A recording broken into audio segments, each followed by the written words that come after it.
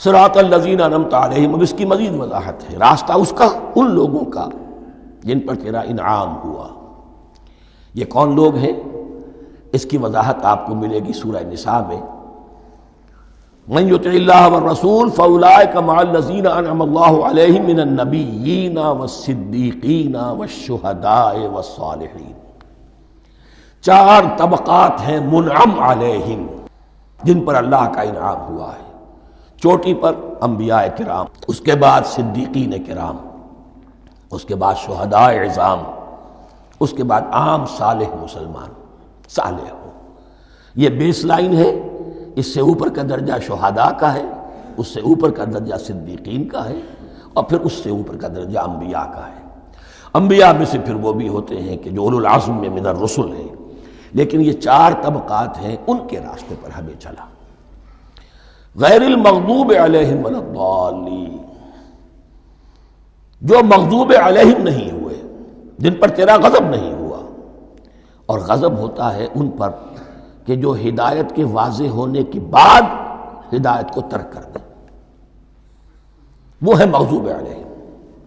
جنہیں ہدایت مل گئی ہو، ہدایت کو پہچان لیا ہو، پھر اپنی شرارت نفس کی وجہ سے، اپنی نفسانیت کی وجہ سے، اپنے تکبر کی وجہ سے، اپنے حسد کی وجہ سے وہ اس حق کو رد کر دیں، اس کو ترک کر دیں، ان پر اللہ کا غضب آتا ہے۔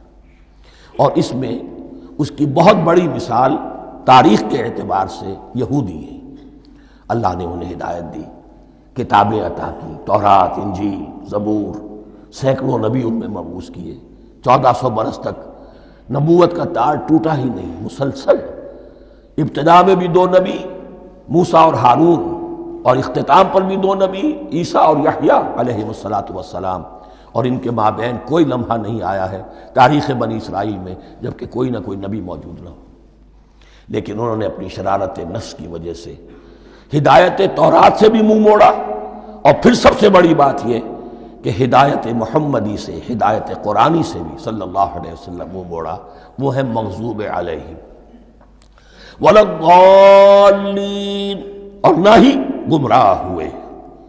یہ لفظ جو آتا ہے عربی زبان میں، گمراہ کا بھی ہے اور تلاش حق میں بھٹکنے والے کا بھی ہے۔ ایک وہ شخص ہے جس پر حق ابھی واضح نہیں ہوا، وہ تلاش میں ہے، اس کے لیے بھی ضال کا لفظ آئے گا۔ اسی طرح کوئی شخص کسی کے عشق اور محبت میں ایسا ہو جائے، دیوانہ ہو جائے، اس کو بھی ضال کہتے ہیں، یعنی اس کے اوپر جذبات کا اتنا غلبہ ہو گیا ہے کسی کی محبت اور عشق کی بنا پر۔ تو حضور کے لیے یہ لفظ آیا ہے وَوَجَدَكَ ضَالًّا فَهَدَىٰ، اور یہ تو سورۃ الضحیٰ ہے، اکثر بیشتر لوگوں کو یاد ہوگی۔ تو یہ جو ضال کا لفظ ہے، اس میں سمجھ لیجئے ضروری نہیں ہے کہ وہ گمراہ ہو، بلکہ وہ بھی کہ جو ابھی راہ ہدایت کی طلب میں، اس کے حصول کے لیے اس کی تلاش میں کوشاں ہیں، اور وہ بھی کہ جو کسی مغالطے کی وجہ سے حق سے منحرف ہو جائے۔ یہ بھی جان لیجئے کہ ایک ہے بدنیتی، تکبر، حسد، حق کو جان کر پہچان کر رد کر دینا یا چھوڑ دینا یا ترک کر دینا۔ ایک ہے کسی غلطی میں، کسی جذبات کے اندر آ کر، کسی غلو کے اندر مبتلا ہو کر اور حق سے منحرف ہو جانا۔ اس کی جو سب سے بڑی مثال ہے وہ نصارہ ہے، عیسائی ہے۔ حضرت مسیح کو انہوں نے مانا لیکن غلو کیا۔ یہ لفظ آئے گا آگے، لا تغلو فی دینکم، اپنے دین میں غلو نہ کرو۔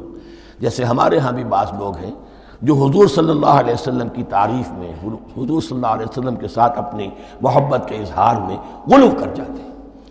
یہ انتہا درجے کو ہو گیا تھا حضرت مسیح علیہ السلام کے ماننے والوں میں، اور اس کی بنا پر انہوں نے تثلیث کا عقیدہ ایجاد کر لیا اور حضرت مسیح علیہ السلام کو اللہ کا بیٹا بنا دیا۔ تو اس کی سب سے بڑی مثال ضالین کی اس اعتبار سے کہ ہدایت پانے کے بعد کسی بدنیتی سے نہیں بلکہ کسی اچھے جذبے میں غلو کی وجہ سے، رسول سے محبت کرنا تو اچھا جذبہ ہے، لیکن یہ محبت بھی ایک حد میں رہنی چاہیے۔ غلو کرے گی تو ظاہر بات ہے کہ اس کے بعد وہ گمراہی کی طرف لے جائے گی۔ تو یہ ہے اس سورہ مبارکہ کا ترجمہ، اور اس کے بعد آخر میں آمین کہنا یہ مسنون بھی ہے، کہنا چاہیے۔ البتہ اختلاف یہاں بھی صرف اتنا ہے کہ نماز میں جب آپ امام کے ساتھ ہیں، وہ اگر جہری قرات کر رہا ہے تو آیا اس کے بعد آپ کو بھی بالجہر کہنا ہے آمین یا نہیں کہنا، یہ اختلاف ہے۔ ان میں کوئی فرق واقع نہیں ہوتا. یہ چیز متفق علیہ کہ کہنا ہے آمین. بلکہ یہ آمین تو یہودیوں میں ہے، یہ آمین جو ہے یہ عیسائیوں میں بھی ہے. ان کی بھی جو پریئر لارڈس پریئر ہے اس کے بعد آمین، وہ آمین کہتے ہیں. وہ فرق، وہ لفظ ایک ہی ہے. اس لیے کہ عبرانی زبان اور عربی زبان، یا تو ہم یہ کہہ سکتے ہیں کہ دونوں بہنیں ہیں، کوئی ایک مشترک زبان تھی ان کی ماں جس کی یہ دو بیٹیاں ہیں، اور یا یہ کہنا پڑے گا کہ عربی زبان کی ماں جو ہے وہ عبرانی زبان ہے.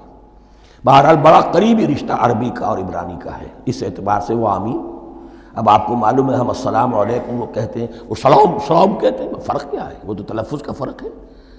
اسی طریقے سے اور بہت سے الفاظ ہیں، میں بعد میں بتا. اب میں اس سورہ مبارکہ کے بارے میں خاص حدیث آپ کو سنانا چاہتا ہوں، اور اسی سے در حقیقت جو امام ابو حنیفہ کا موقف ہے رحمۃ اللہ علیہ، اس کی حقانیت مزید مبرہن ہو جائے گی. یعنی کیا کہ آیت بسم اللہ سورہ فاتحہ کا جز نہیں ہے. سورہ فاتحہ الحمدللہ رب العالمین سے شروع ہوتی ہے. وہ میں آپ کو بتانا بھول گیا کہ جن کے نزدیک یہ سورت کا جز ہے وہ پھر جہری قرات میں بسم اللہ الرحمن بھی بلند آواز سے کہیں گے، اور جن کے نزدیک یہ سورہ فاتحہ کا جز نہیں ہے وہ نہیں کہیں گے، وہ الحمدللہ رب العالمین سے قرات کریں گے. تو کوئی فرق نہیں ہے بنیادی. یہ حدیث جو ہے یہ مسلم شریف میں ہے اور حدیث قدسی ہے. اس کے راوی حضرت ابو ہریرہ ہیں رضی اللہ تعالی عنہ، اور اس حدیث نے اس صورت کے مضامین کا نہایت عمدہ تجزیہ کر دیا ہے. حدیث کے الفاظ سن لیجئے: قسمت الصلاۃ بینی و بین عبدی نصفین.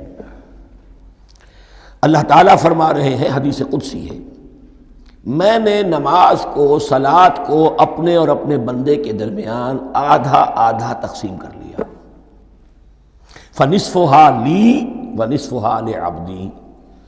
اس کا نصف جو ہے وہ میرے لیے ہے اور نصف جو ہے وہ میرے بندے کے لیے ہے. ولعبدی ما سأل. اور جو میرے بندے نے مانگا میں اسے دوں گا، میرا وعدہ ہے، یا میں نے اسے دیا. اس کے بعد اس کی تفصیل آتی ہے. اذا قال العبد، جب بندہ کہتا ہے الحمدللہ رب العالمین، قال اللہ حمدنی عبدی. جب بندہ کہتا ہے الحمدللہ رب العالمین، اللہ فرماتا ہے میرے بندے نے میری حمد کی. وَإِذَا قَالَ الرَّحْمَٰنِ الرَّحِيمِ قَالَ اللَّهُ اثْنَىٰ عَلَيَّ عَبْدِي.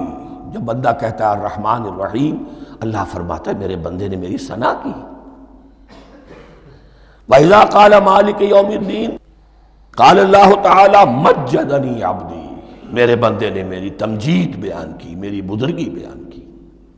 اب یہ تین آیتیں ہو گئیں، تینوں میں اللہ کی حمد ہے، ثنا ہے، تمجید ہے. یہ تین آیتیں خالص اللہ کے لیے ہو گئیں.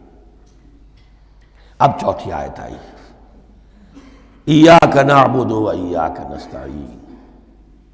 اس کے بارے میں جب بندہ کہتا ہے اذا قال العبد ایاک نعبد و ایاک نستعین، قال اللہ تعالی ھذا ما بینی و بین عبدی ولعبدی ما سأل. یہ میرے اور میرے بندے کے درمیان ہے. یہ تو یوں سمجھیے کہ یہ گرہ لگ گئی ہے میرے اور میرے بندے کے مابین.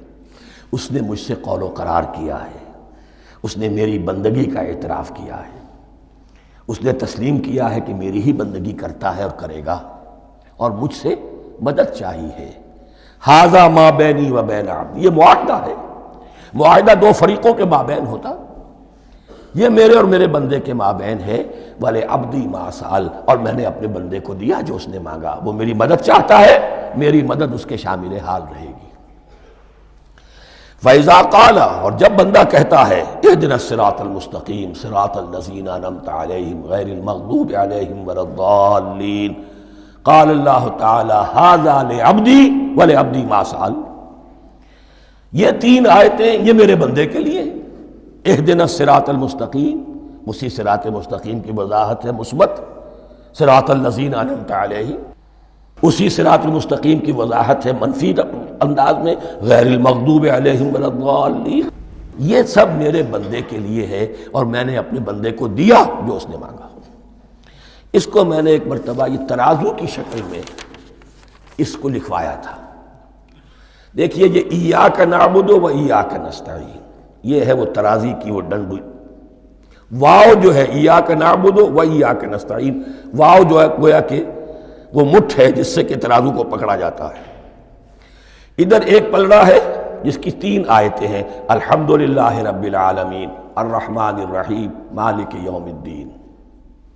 اس کا نتیجہ کیا نکلا؟ ایاک نعبد۔